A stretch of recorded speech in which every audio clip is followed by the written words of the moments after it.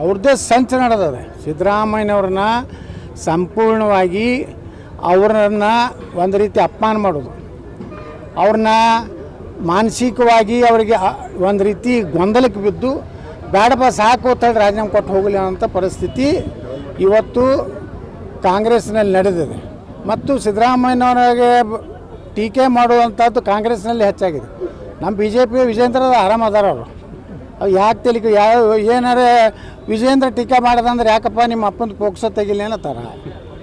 ಯಾಕೋ ವಿಜೇಂದ್ರ ಭಾಳ ಹಾಳಾಕತ್ತೀನಿ, ನಿಮ್ಮ ಅಪ್ಪನ ನಕಲಿ ಸೇವ್ ಮಾಡಿ ತೆಗಿತೇನತ್ತಾರೆ. ಇಲ್ಲ ಸರ್, ಸುಮ್ಮನೆ ಮಾಡಬೇಕಾಗ್ತದೆ ಸರ್. ಹೈಕಮಾಂಡ್ ನಿನ್ನೆ ಮೊನ್ನೆ ಅಮಿತ್ ಶಾಜಿಯವ್ರು ಬಂದು ಭಾಳ ಬೈದಾರ ಸರ್, ನೀನು ಅಯೋಗ್ಯದಿ, ನಾಲಾಯಕದಿ. ಪಾಪ ಅವ್ರ ಅಪ್ಪ ಅಡ್ಡಾಡಕತ್ತಾನೆ ಬಿ ಜೆ ಪಿ ಆಫೀಸಿಗೆ. ಅದಕ್ಕೆ ನಾನು ಏನಾರ ನನ್ನ ಮಗನ ಅಧ್ಯಕ್ಷ ತೆಗೆದುಬಿಟ್ರೆ ನಾನು ಸಾಯ್ತೀನಿ, ನಾನು ಜೀವಂತ ಇರೋದಿಲ್ಲ. ಈಗ ಹೊಸ ನಾಟಕ ಕಂಪನಿ ಚಾಲಾಗೈತೆ. ಇವ್ರು ಸಾಯಿದ್ರ ಸಲಾಗಿ ಬಿ ಜೆ ಪಿ ಸಾಯಿ ಹೊಡಿಬಾರ್ದು ಕೇಂದ್ರದ. ಇವ್ರು ಏನಾರು ಇವ್ರ ಕುಟುಂಬದ ಏನು ಜಗಳ ಇತ್ತೋ ನಮ್ಗೆ ಗೊತ್ತಿಲ್ಲ. ಅಂದ್ರೆ ಕರ್ನಾಟಕದಲ್ಲಿ ಅರಾಜಕತೆ ನಿರ್ಮಾಣ ಆಗಿದೆ. ಇವತ್ತು ಸರ್ಕಾರ ಸರಿ ನಡೀತಾ ಇಲ್ಲ, ವಿರೋಧ ಪಕ್ಷ ತನ್ನ ಜವಾಬ್ದಾರಿ ಕೆಲಸ ಮಾಡ್ತಾ ಇಲ್ಲ. ಸರಿಯಾಗಿ ಇಷ್ಟೆಲ್ಲ ಪ್ರೂಫ್ ಸಿಗ್ಲಾಕತ್ತಾವ್ರಿ. ಇಷ್ಟೆಲ್ಲ ಅನಾಹುತ ಕರ್ನಾಟಕದ ನೋಡಿದ್ರು ವಿರೋಧ ಪಕ್ಷ ಏನು ಮಾಡಾಕತ್ತದ.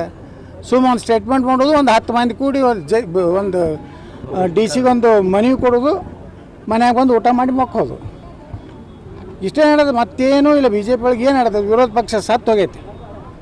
ಯಾಕಂದರೆ ಇಷ್ಟೆಲ್ಲ ಹಗರಣಗಳಾದ್ರೂ ಏನೂ ಆವಾಜಿಲ್ಲ. ಇಷ್ಟೆಲ್ಲ ಇದ್ರೂ ಕೂಡ ವಿಜೇಂದ್ರ